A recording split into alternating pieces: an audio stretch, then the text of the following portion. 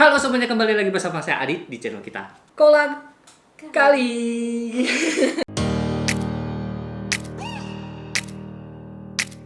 Oke, hari ini kita kedatangan tamu yang sangat, menurut saya sih luar biasa ya. Soalnya pengalamannya itu banyak banget. Halo, saya Santina dari Indonesia, Sumatera Utara. Nah, saya di sini sudah Tuh, bayangin, 21 tahun nih. Si Lip, lu berapa lama, Lip? Jadi emang sejak umur berapa di Taiwan, Ci? sejak umur 18 sih. Oh, jadi maksudnya pas SMA ke Taiwan gitu? SMA-nya tamat dulu.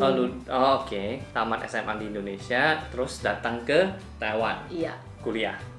Iya sih, kuliah. Tapi awalnya kan bahasa Mandarinnya kan bobrok sekali kan, jadi nggak bisa langsung kuliah. Jadi masuk dulu ke preparatory school, yaitu Chaoseng Daxue, selama 1 tahun. Oke, jadi tadi saya bilang ini bintang tamu kita yang pada hari ini luar biasa. Kenapa? Pengalamannya itu banyak banget ya. Gampangnya kayak gini deh. Gampangnya dulu kenalnya kita dari GWO ya, Ci? Iya, GWO. Iya, Di sana paling banyak. Kalau kalian nggak tahu GWO itu adalah Global Worker Organization. Maksudnya itu organisasi atau asosiasi yang bertujuan untuk memperdayakan warga negara Indonesia, terutama pekerja migran yang ada di Taiwan. Iya, bukan cuma Indonesia aja sih sebenarnya. Iya sih. Kalau nggak salah, itu seluruh tenaga kerja asing yang ada di Taiwan semuanya udah tercangkup di dalamnya semua. Iya, tercangkup. Tapi ya karena kita ada lebih banyak orang Indonesianya, maka difokuskan ke orang Indonesia. Jadi Iya. itu Iya. orang Indonesia Yofu. Iya. Jadi balik lagi nih ya, Kak Santina sendiri itu pengalamannya dari GWO, terus juga sebagai guru bahasa Indonesia di sekolah-sekolah Taiwan. Terus jadi kayak pembicara ya di Warta Berita PTS. Iya, pewarta berita sih. Terus apa lagi nih, Ci? Jadi penyiar radio di National Education Radio. Oke, 4. Ya. Terus apa lagi, Ci? Ya, jadi ibunya dari 2 anak. Oke. Tuh, 21 tahun punya pengalaman kayak gitu. Iya. Oke, jadi selama 21 tahun ini, Ci, Iya. gue penasaran. Ada hal-hal menarik apa aja yang terjadi? Waduh, terlalu Yang banyak ya. mungkin, ini peristiwa ini, kejadian ini gue nggak bisa bakalan lupa gitu. Selalu teringat di dalam otaknya Ci gitu. Tiba-tiba nanya seperti gini kan, ya udah waktu itu kenalan sama Aidit. Oh, Iya, soalnya waktu itu saya baru masuk ke GWO, terus diperkenalkan sama bos ya, ini Aidit katanya, wah dia selalu memakai jaket yang berwarna hijau terang. Itu loh yang kalau di keramaian gitu kan bisa pasti kelihatan dari jauh. Saya bilang, wah ini norak banget nih anak. Oke, sebenarnya yang jaket hijau itu ada sejarahnya juga. Dulu saya sukanya itu cycling. Oh gitu. Ya, terus kalau namanya juga sepedaan ya, nggak mungkin kan pas lagi hujan baru sepeda, Iya. ya kan? Jadi makin terik itu matahari, nah makin bagus itu buat sepedaan. Karena itu tujuannya beli itu, Aha. itu Ya, tujuannya di sana bajunya. biar nggak tambah hitam, ya, karena itu pilihnya warna hijau cerah kayak gitu ya. Nggak ada maksud yang lain kok. Oke, lanjut, Ci. Wah, kalau yang lain lagi ya kira-kira apa ya? Nah, nggak tahu terlalu banyak. Tapi yang belakang ini yang sering saya ikuti itu ada kegiatan dari Volunteer Universal. Dia adalah sebuah kegiatan yang digalang oleh pekerja migran Indonesia yang ada di Taiwan. Mereka itu bertugas menggunakan hari liburnya untuk membersihkan pantai-pantai ataupun gunung-gunung yang ada di Taiwan dari sampah. Oh, jadi pantai sama gunung.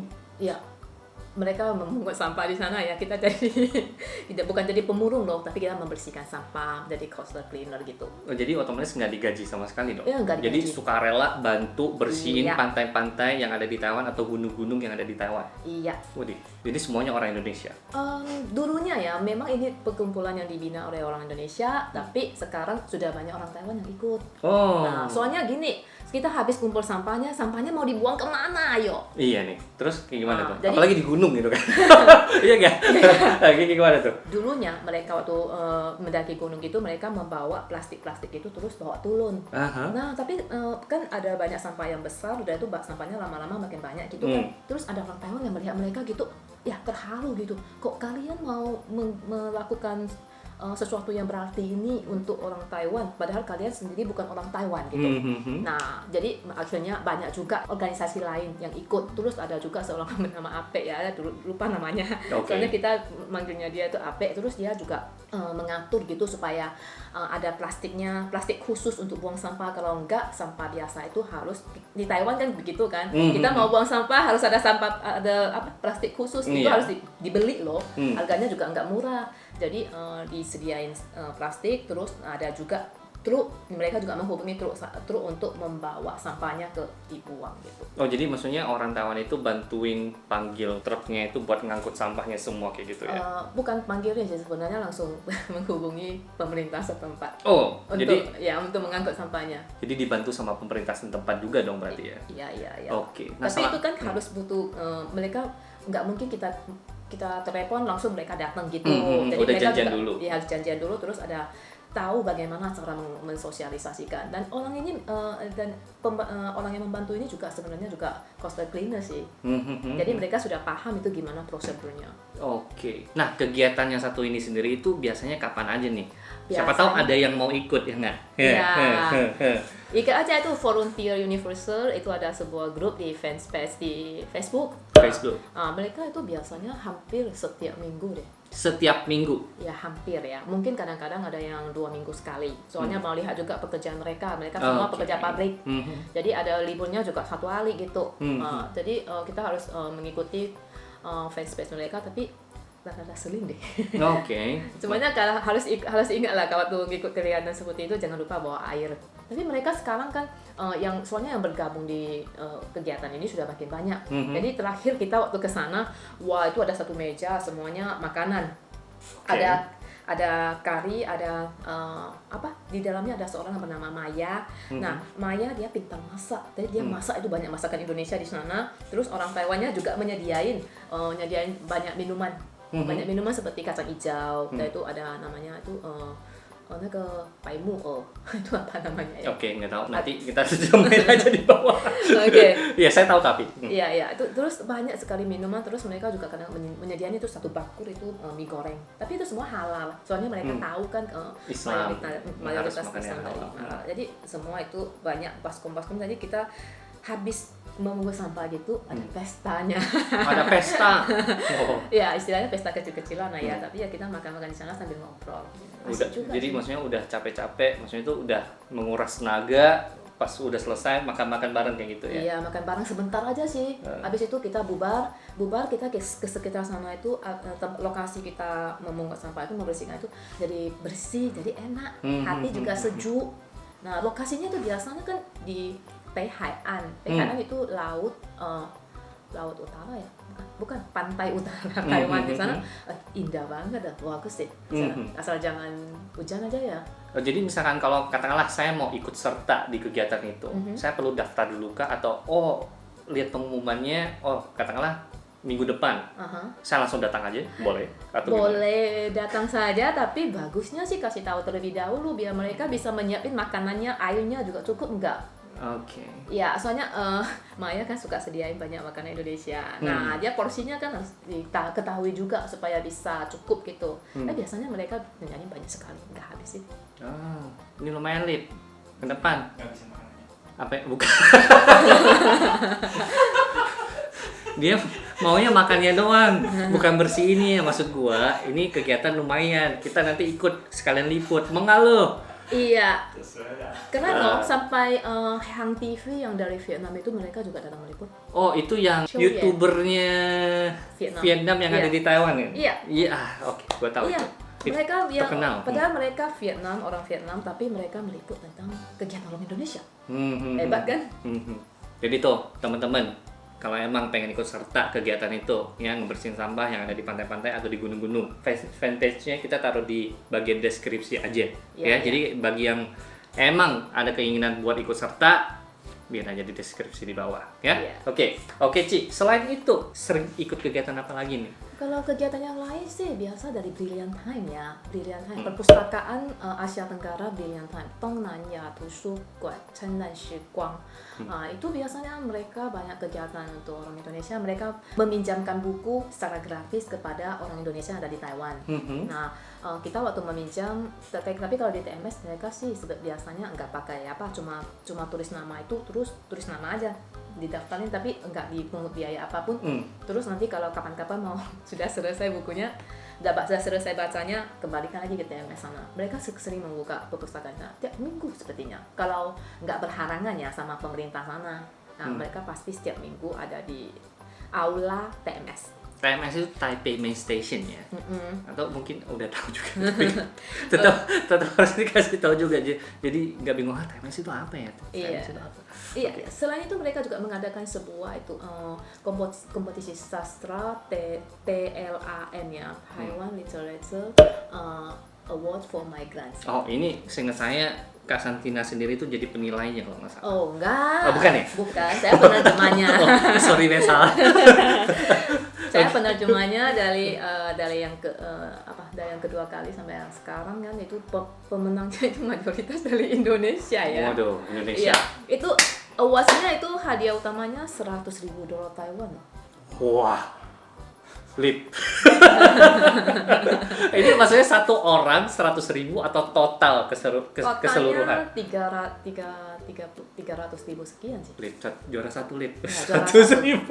Ada juara duanya juga bagus kayaknya. Enggak tahu, lupa berapa sih. Sebenarnya kita waktu 100.000 itu sudah lumayan gede sekali. Iya, bagus. Itu berapa Indonesia kan? Katakanlah kali 500 dah. Satu NT 500 berarti udah berapa ya? Berapa Lip? Berapa nol udah? Kebanyakan nol. 50 juta. 50 juta. Ini lomba sastranya itu mengenai hal apa nih? Maksudnya itu kayak pengarang atau puisi atau pantun mungkin? Iya, bebas sih. Oh, bebas. Mereka sama sekali nggak ada batasan. Tapi yang dibatasi cuma jumlah tulisan maksimal 3.000 kata. Soalnya kalau nggak berbeda. Kalau kebanyakan jadi novel gitu kan? Iya. Kalau jadi novel mereka mau menilai juga susah. Dan itu mau dibukukan kan? Hasilnya mau dibukukan.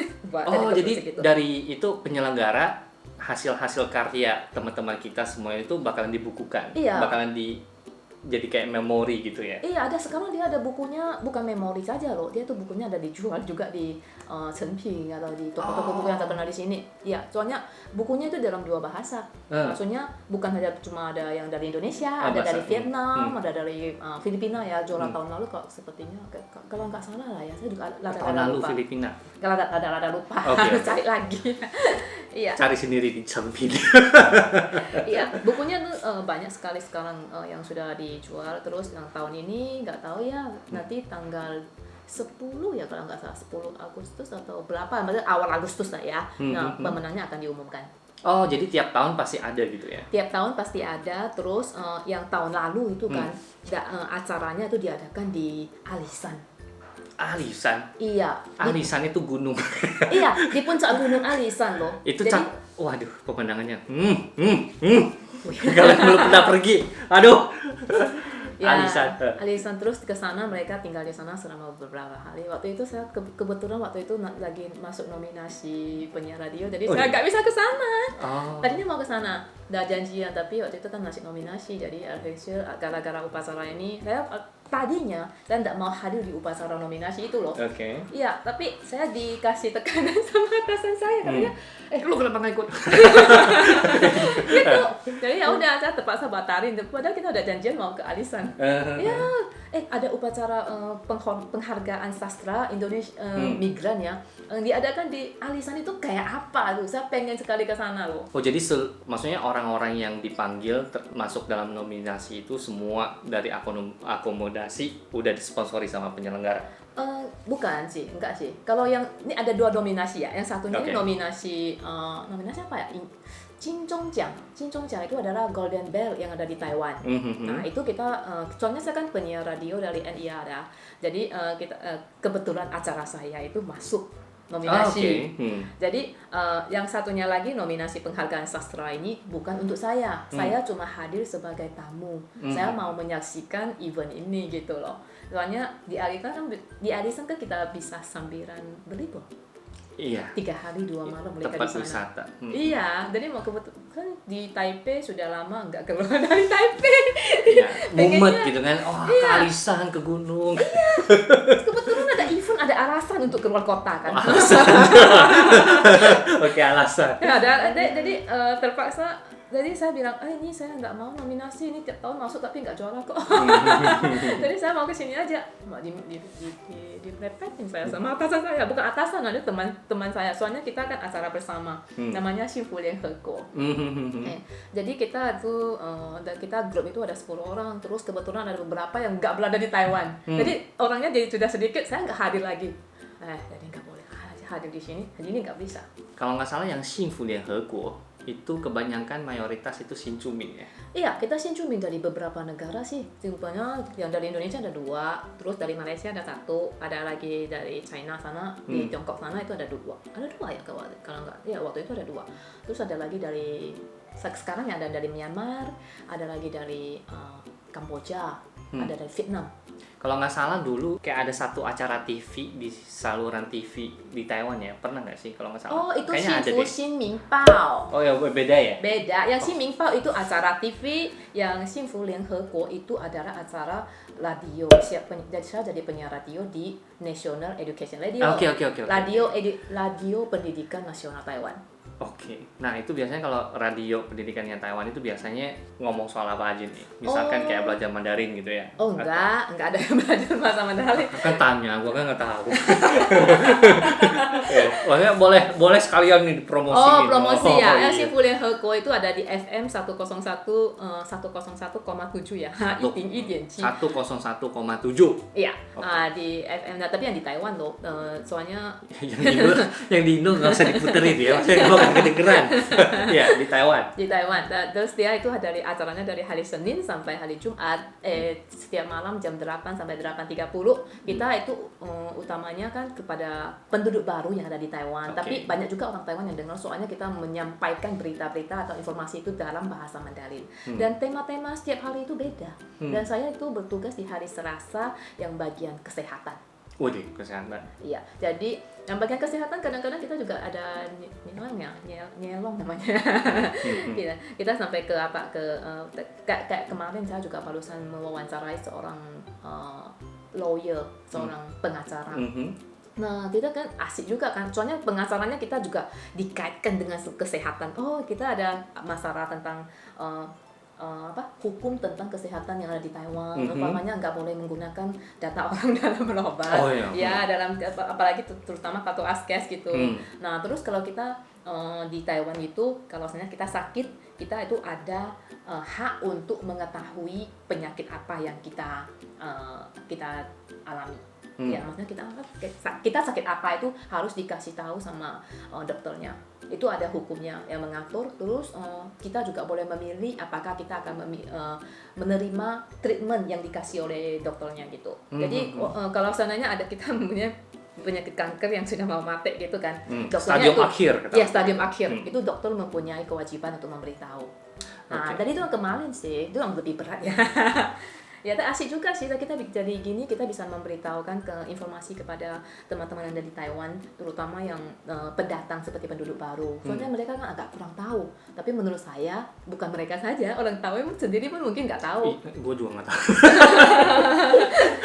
Tinggal lama juga nggak tahu. Tuh. Iya, jadi kita sering mewawancarai orang-orang yang aneh-aneh, bukan yang aneh-aneh. Profesional gitu loh. Ya, profesional. Maksudnya profesional gitu. Yeah. Jadi kita bisa belajar banyak dari mereka. Jadi menjadi penyiar radio itu menurut saya itu nilai plusnya lah.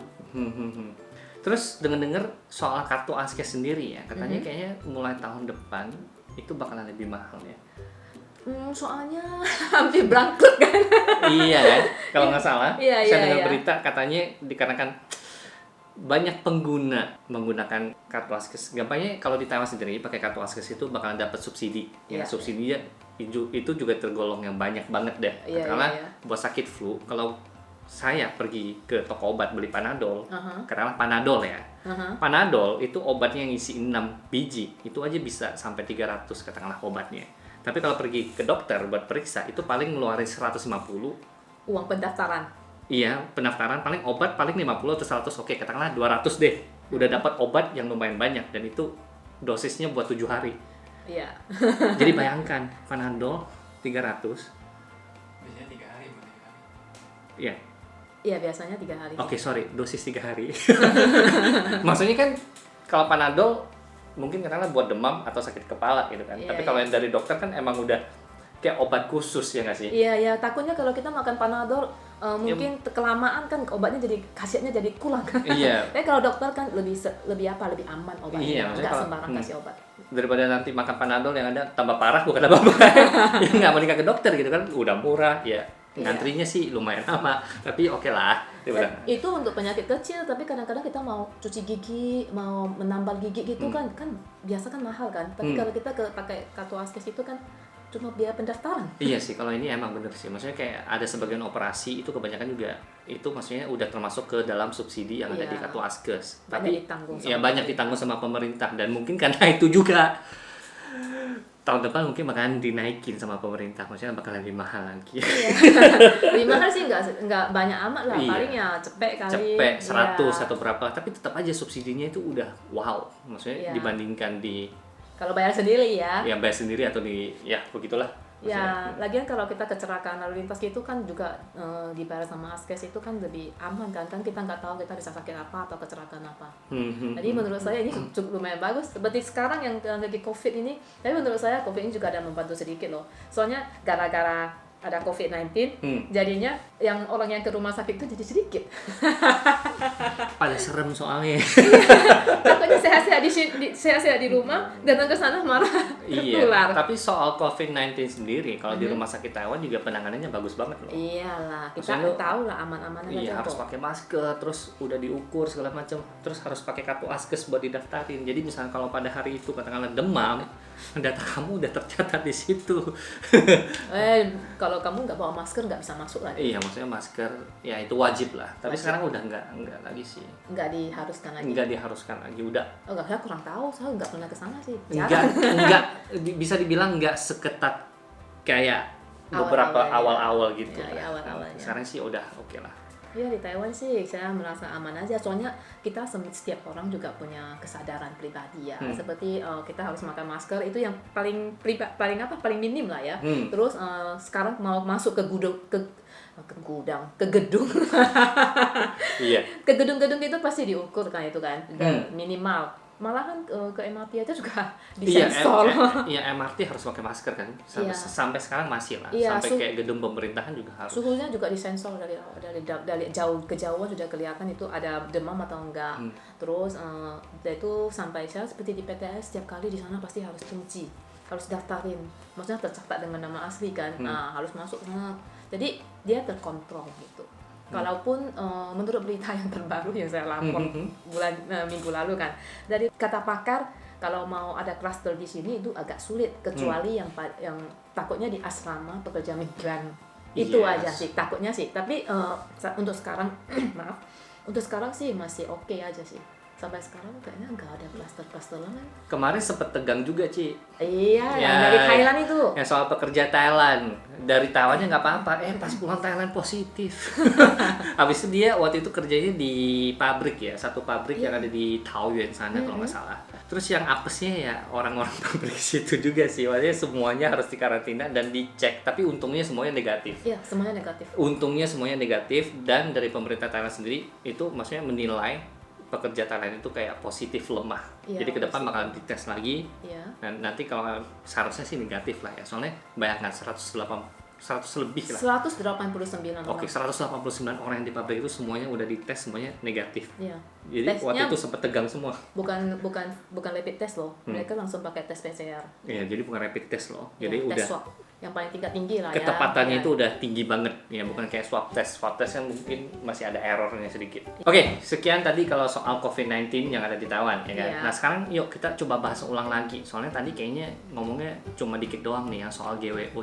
Di GWO udah berapa lama nih? Saya dulu di GWO cuma 1,5 tahun. Cuma loh ya. Saya waktu itu kayaknya cuma. Nah ini baru beneran cuma 2 bulanan ya kalau nggak salah. Waktu itu masih kerja part time di situ. Iya. Nah, Masih student kan? ya masih student karena itu masih sibuk belajar. Iya, sibuk belajar. Oke, jadi selama 1,5 tahun ya, Mhm. ada apa aja nih? Wah itu kita ramai sekali loh 1,5 tahun. Soalnya waktu itu saya masuk ke GWO juga karena waktu itu saya mengikuti salah satu kegiatan mereka. Mereka itu yaitu tentang kelas apa ya? Sejenis kelas tentang bagaimana cara untuk berbicara, menyuarakan suara kita sebagai pendatang baru. Jadi itu makanya orang Taiwan kita kadang-kadang yang mereka agak kepo ya. Jangan nggak bilang kepo lah, mereka itu resin itu mah. Antusias ya, antusias untuk membantu yang lemah gitu ya. Jadi kita termasuk kaum yang sedikit ya minoritas di Taiwan. Jadi mereka berusaha memberdayakan kita. Dari selain memberdayakan itu, bos saya waktu itu yang Helen ya, dia juga sangat berfokus untuk membantu pekerja migran. Soalnya dia dulu pernah mempunyai seorang pekerja migran yang menjaga orang tuanya dan yang membuat dia sangat terharu dan sangat ingin membantu mereka.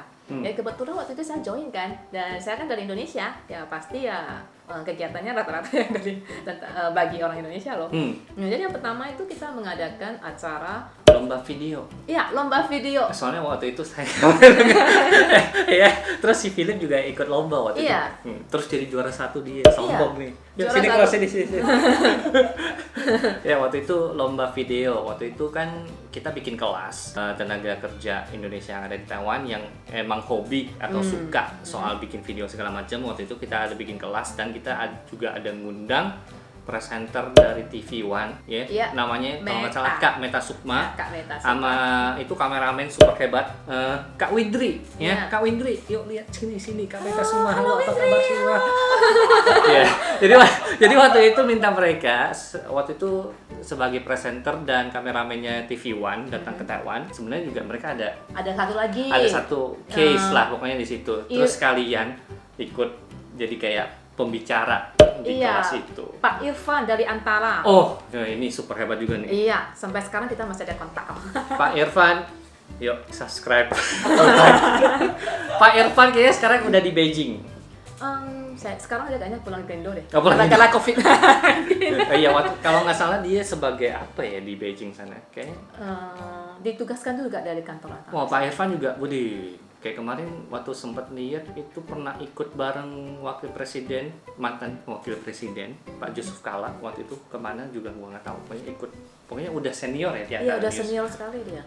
Ya, pintar loh, dia tuh orangnya lucu. Lucu orangnya. Waktu itu kenalan juga di GWO. Iya, itu lebih kenalan lebih dalamnya lagi sih. Dulu itu pernah kita di NTNU. Jadi 1 tahun itu biasanya kalau bagi pelajar asing, maksudnya pelajar dari luar negeri bukan Taiwan, itu kita bikin kayak bazar. Oh iya. Nah kalau waktu Tiap itu tahun. saya bikin stand yang Indonesia, jualannya ya nasi kuning, gampangnya kayak ada jual makanan Indonesia, memperkenalkan budaya sama makanan Indonesia ke Iya, orang iya. Taiwan kayak gitu. Dan kebetulan waktu itu Pak Irfan datang ke stand kita dan ada ngeliput juga dan sempat masuk ke berita Antara News itu. Wow. Nah waktu itu sempat kenalan. Terus pas part time di GWO, ketemu Pak Irfan lagi, maksudnya, jodoh ya. Iya.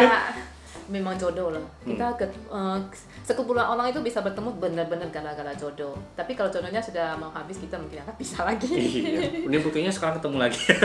Iya, ketemu lagi. Udah lama nggak ketemu. Iya. Oh banget kita waktu Iya, itu. ketemunya di mana? Ketemunya di mana ya? Sekarang yang kali ini ketemunya di apa?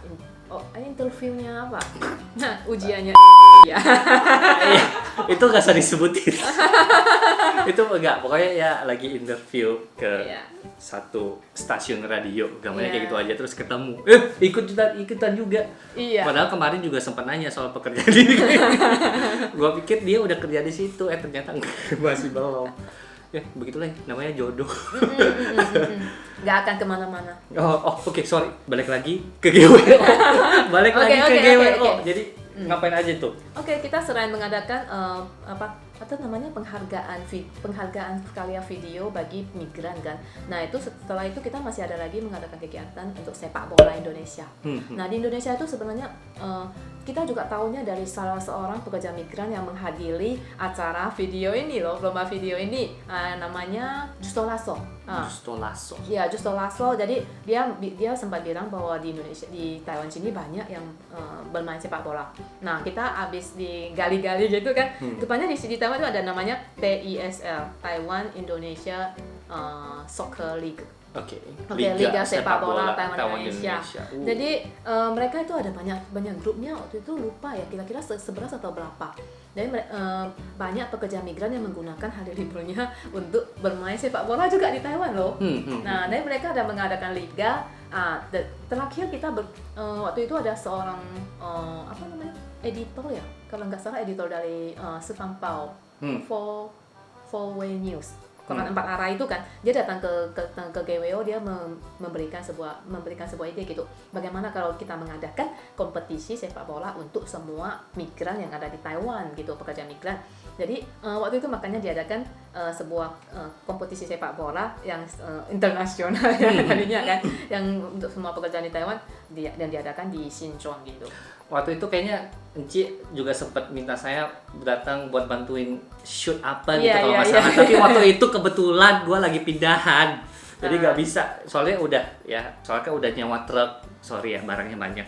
Karena itu nyewa kayak mobil segala macam. Karena itu kalau udah janjian, kalau di cancel itu masih bayar duit lagi. Karena itu pasti nolak, nggak bisa. Itu waktu itu di Sinchon. Ya di Sinchon. Terus sekarang itu liga sepak bolanya sudah berkembang menjadi gede sekali loh. Dia sampai pemerintah juga mengikuti, dan sampai sekarang masih ada. Dan sekarang mereka lagi tanding.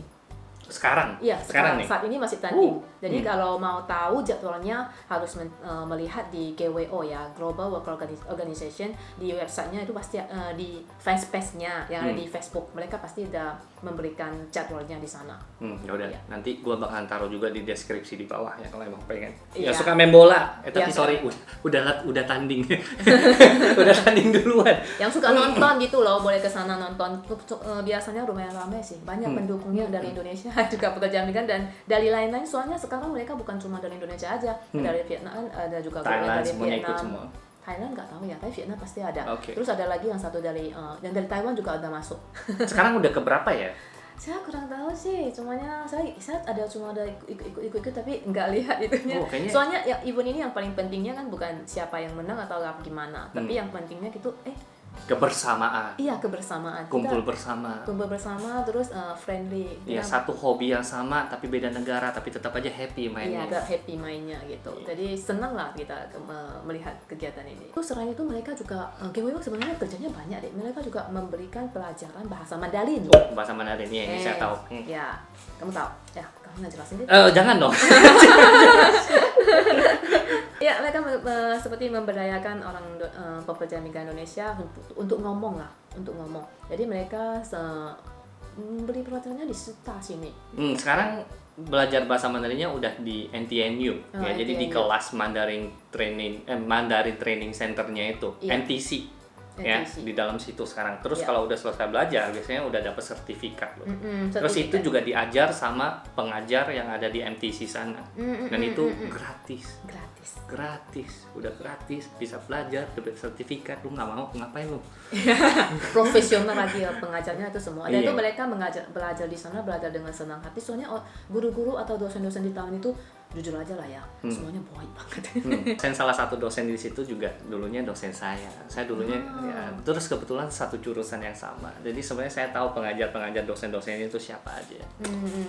Gurunya baik sekali lah. Mereka itu ya, terutama kepada orang luar negeri, mereka itu enggak mandang remeh gitu loh. Semuanya sama. Caring juga, sangat caring. Jujur aja lah, selama saya kuliah di sini itu gurunya semua caring banget. Caringnya dalam hal apa nih? Caringnya ya, soalnya kan kita kan orang dari luar negeri kan, jadi karena kita pasti ada kekurangan. Kadang-kadang kita nggak ngerti gitu.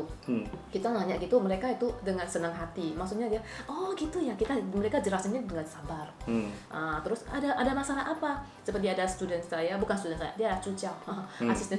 Asisten. Ya, jadi dia punya masalah tentang biaya sekolah juga dibantuin, maksudnya jalin pekerjaan ya ataupun dikasih semangat juga lah ya. Dulu saya waktu kuliah saya juga dibantu sama dosen saya dalam soalnya waktu itu kan masih jadi student ya kita lagi uang kita juga nggak banyak, terus saya juga dikasih pekerjaan sama dosen saya menjadi penjaga lab. Jadi asik juga sih kita, maksudnya guru-guru di sini terus pendidikan di sini di Taiwan itu ramah sama pendatang. Ya bukan ya sama orang dari luar negeri gitu loh. Ya bukan gurunya aja, teman juga banyak yang membantu. Kalau saya dulu kuliah pernah dapet dosen killer satu. Satu doang sih, cuma satu. Dosen Jadi killer. yang lainnya juga ya ngebantu. Maksudnya dosen dibilang killer juga nggak killer sih. Mungkin dikarenakan waktu itu ada berhubungan soal sejarah yang ada di, pokoknya salah satu sejarah deh katakan kayak gitu. Jadi pas dosennya itu lagi ngejelasin ya, itu nggak pakai titik, nggak pakai koma, terus nggak dijelasin juga itu kejadiannya ada apa aja. Contohnya katakanlah kayak sejarahnya kerajaan Majapahit, katakanlah kayak gitu kan. Nah, kalau kita kan Indonesia udah pasti tahu ya nggak. Nah, karena itu dosennya nggak ngejelasin secara detail ke saya. Nah saya sebagai orang asing, apa itu? Jadi pusing gitu. Tapi ya pas selesai kelas saya cari dia lagi, Prof mau tanya dong, tadi bilangnya soal sejarah ini emangnya ada apa aja? Saya ini mahasiswa asing, saya kurang ngerti gitu kan. Dia bilang, saya sekarang nggak ada waktu, kalau emang mau lu hari Sabtu atau Minggu datang ke rumah saya atau ke kelas saya, ikutan nanti saya jelasin. Bagus juga lah. Iya sebenarnya dibilang killer juga nggak killer lah, cuman Iya. ya. Cuma nggak bisa mungkin dia ada urusan mau pulang ke rumah atau mungkin pikirnya karena lu cuma satu-satunya yang mahasiswa asing, kalau emang mau lu cari gua dong. nggak tahu ya. Tadi dia kan sudah membuka kesempatan buat untuk mengajar di hari lain gitu. Mungkin kebetulan waktu itu dia ada keperluan. Soalnya saya kan juga mengajar sekarang kan saya sekarang mengajar di Chiaozhong. Chiaozhong itu dia SMA untuk overseas Chinese yang ada di Taiwan. Jadi di sana juga kadang-kadang ada student yang mau nanya saya, tapi saya juga kadang-kadang sulit ya. Soalnya saya habis dari Chiaozhong itu saya mau buruan ke stasiun radio. Jadi kadang-kadang waktu saya sudah janjian kan sama tamu saya di sana. Karena kan saya kan sering menginterview dokter ataupun dokter paling banyak lah ya. Soalnya kita ke bagian kesehatan. Jadi kita sudah janjian sama tamu kita kan nggak mungkin terlambat. Dan itu kita juga harus makan sedikit dong. Kecuali habis mengajar selama 4 jam itu lapar gini. Kalau nggak kedengeran suara perut. Iya. Jadi karena studentnya waktu nanya gitu saya bilang, oke, gini, saya kasih kamu line. Kamu tulis aja di sana, nanti saya jawab. Tapi kadang-kadang kan mungkin dia maunya waktu itu juga kasih jawaban kan. Nah, tadi kita kadang-kadang bilang maaf saya mau ke mana, nanti mungkin kita pilih waktu lagi. Nah, waktu ataupun lain. waktu lain lagi barusan kita ngomong gitu, barusan kita bahas gitu. Tapi ya memang menurut saya ya sebagai dosen mungkin nggak bisa langsung kasih jawaban, mungkin ada keperluan. Itu saya paham sih, soalnya saya juga mengalami sendiri. Jadi terakhir mereka nggak nanya saya di akhir kelas, tapi saya meminta mereka untuk datang lebih awal, ya ataupun di waktu lain. Soalnya kadang-kadang memang kan kebetulan nggak bisa. Iya. Yang soal kelas itu sendiri, itu kebanyakan mahasiswanya orang Taiwan atau emang? Ini SMA, jadi siswanya setengahnya itu orang Indonesia loh. Setengahnya orang Indonesia di sekolah Taiwan gitu ya? Iya, belajar bahasa Indonesia. Pusing saya. Orang Indonesia belajar bahasa Indonesia. Iya. Soalnya kan saya nggak jadi guru bahasa Indonesia di SMA kan. Jadi mereka ada juga setengahnya mereka pilih bahasa Indonesia mungkin untuk apa ya, supaya lebih soalnya pelajaran di sini rata-rata pakai bahasa Mandarin. Jadi itu lumayan berat bagi mereka. Jadi mereka memilih sebuah jurusan yang bisa lebih enteng gitu loh. Oke, ini dikat paling. Enggak, jadi ini kebanyakan itu orang Indonesia yang emang bahasa ibunya bahasa Indonesia. Iya. Gitu ya? Iya. Oke, jadi bahasa ibunya bahasa Indonesia terus. Tapi mereka di sana juga ada perannya sih. Perannya penting juga. Soalnya student di sana kan mereka kan banyak studentnya dari Taiwan. Jadi mereka itu kadang-kadang nggak bisa baul. Jadi di kelas saya itu saya berusaha orang Indonesia ini mereka berbaur dengan orang Taiwan yang kita membuat tugas kelompok per 2 orang. Nah, dalamnya ada masing-masing dari dua negara yang berbeda supaya mereka bisa saling membantu. Soalnya kita kan kalau dari Indonesia datang ke Taiwan, di sini bahasa utamanya kan Mandarin. Iya. Iya, dari mereka itu orang Indonesia jadi lemah dan kaum lemah di sini. Kaum lemah soalnya pelajarannya Mandarin, mayoritas Mandarin. Jadi pada kelas ini mereka bisa merasa saya dibutuhkan di sini. Jadi mereka bisa menjadi pembimbingnya orang Taiwan. Jadi dengan begitu orang Taiwannya mereka akan merasa gitu, oh rupanya saya juga sebenarnya mungkin mereka nggak bisa, mereka menjadi kelihatannya seperti kaum lemah gara-gara bahasa. Jadi dari sini mereka bisa saling membantu dan banyak yang menjadi teman yang baik loh. Oke. Soalnya mereka saling membagi, lagian orang Indonesia banyak yang di sana itu banyak yang pinter matematika. Ya maksudnya pinter, jadi mereka bisa saling maksudnya itu namanya saling mutualisme lah ya, saling menguntungkan gitu. Jadi menjadi teman yang baik. Jadi oke aja sih. Terus yang soal bahasa Indonesia ini emang dari sekolahnya kayak buka kelas bahasa Indonesia. Iya. Soalnya kalau nggak salah saya pernah dengar juga dari berita itu bilangnya dari sekolah-sekolah Taiwan juga ke depan itu selain belajar bahasa Mandarin sendiri ya, itu bakalan belajar bahasa-bahasa yang lain selain Inggris. Iya. Maksudnya ada bahasa, contohnya Indonesia, Iya. mungkin Vietnam atau mungkin yang lain. Ya, soalnya kan apalagi di Taiwan, pemerintah Taiwan sendiri kan sekarang kan lagi itu apa? Southbound policy. Lagi Kebijakan menggebu-gebu menuju ya. selatan. Iya, kebijakan menuju selatan. Maksudnya itu kerjasama sama negara Southeast Asia, maksudnya kayak Asia. Maksudnya Asia Tenggara.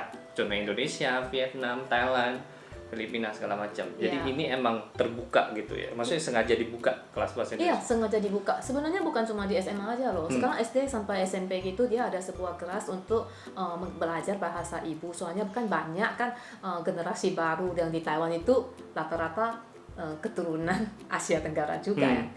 Lumayan persentasenya kalau nggak salah hampir 10% lah ya. Oh. Kalau kita mungkin 10% 10 orang cuma satu. Tapi bayangkan kalau 100.000 orang berapa ada? Udah 10. Iya, 10.000. Hmm. Jadi orangnya maksudnya orangnya kan banyak. Jadi sudah mulai diperhatikan sama pemerintah. Tapi yang SD mungkin diwajibkan, SMP, SMA itu menjadi pilihan. Jadi kita menjadi salah satu item pilihan bagi mereka. Terus di sini juga banyak sekarang di universitas yang buka kelas seperti yang di Taita itu sudah buka untuk Isya kan Isya. Berarti sudah ada 4 semester, sudah bisa belajar sampai 4 semester, 4 tingkat lah. 4 tingkat. 4 tingkat bahasa. Bahasa. Ya itu langsung masuk dalam kurikulum mereka loh. Nah, yang tapi untuk pilihan ya, bukan diwajibkan. Nggak harus diwajibkan. Ya, bukan wajib. Terus ada juga lagi sekolah-sekolah lain, setahu saya sih ada sih. Saya juga pernah ngajar di banyak sih, ada di Taita, di Centa Kongsi. Tapi Centa Kongsi itu bukan dalam kurikulum mereka sih. Terus ada juga di organisasi-organisasi lainnya yang ada di Taiwan itu lumayan banyak. Mereka banyak belajar. Bukan itu aja loh, imigrasi juga belajar. Yang dari pemerintah sendiri mereka juga banyak belajar bahasa Indonesia. Yang imigrasi kita di Kolang-Kaling juga ada pengajarnya loh dulu. Oh. Iya, si Philip dulu pengajar bahasa Indonesia nih di imigrasi. Wow. Waduh. Yeay. Mau dikeluarin kan? Si Philip dulu ada pengalaman jadi guru pengajar bahasa Indonesia di imigrasinya. Mana Lip? Taipei ya? Dia itu orang imigrasi. Jadi bukan pas imigrasi. Oh, bukan di imigrasi, maksudnya ngajarin orang imigrasi Orang bahasa imigrasi. Indonesia. Ah, Philip Philips ya. mau ngeles nih. Nggak. Oke. Bukan imigrasi aja, sebenarnya kepolisian juga ada. Gue pernah lihat. Saya pernah lihat. Saya pernah lihat video dari polisi waktu itu lagi ngomong soal apa ya? Pokoknya ngomong soal sesuatu, tapi pakai dalam bahasa Indonesia. Oh, kebijakan gitu. Iya, kayak kebijakan apa ya waktu itu? Kayak ada satu video pengarahan sesuatu. Nah, polisinya itu polisi orang Taiwan, tapi ngomongnya pakai bahasa Indonesia. Jadi dari awal sampai habis semuanya Indonesia. Oh, mungkin saja ya itu adalah penduduk baru ataupun generasi kedua dari penduduk baru. Sekarang sudah banyak kok generasi, soalnya kan yang nikah ke sini itu kan sudah lama. Jadi sudah ada generasi keduanya, mereka itu lumayan hebat juga sih. Kemarin kita ada sebuah pertemuan kan, di dalamnya ada seorang generasi kedua dari Vietnam. Wow, itu tata cara berpikirnya, terus bagaimana dia menyusun acara sampai selesai itu hebat sekali. Saya sampai tercengang. Nah, ini baru tamat kuliah sudah begitu berkualitas lah orangnya. Jadi hebat sekali, saya sampai kagum begitu. Saya sudah bekerja lama begini, kalau mau bikin sebuah event seperti itu mungkin nggak bisa sehebat dia. Jadi sekarang juga mulai ya kita disaingi sama generasi muda, jadi kita harus lebih maju lagi. Iya nggak? Semangat. Baik. Oke, sekarang sesi terakhir nih. Ya, soalnya Enci sendiri juga udah tinggal di Taiwan selama 21 tahun. Iya. Nah, sekarang ada nggak saran-saran buat orang Indonesia yang sekarang ada di Taiwan? Baik itu lagi kerja, baik itu yang udah lagi belajar di SMA atau kuliahnya Taiwan, atau emang yang udah ada rencana mau datang ke Taiwan nih? Taiwan adalah tempat yang bagus, aman. Tapi menurut saya ya, kalau seandainya nggak ada di sini mau cuma belajar dan nama pengalaman, jangan terlalu lama di sini. Soalnya di sini terlalu enak, terlalu nyaman, jadinya nggak bisa mau membuat sebuah usaha yang besar gitu loh. Soalnya kalau di Indonesia kan kesempatannya lebih tinggi.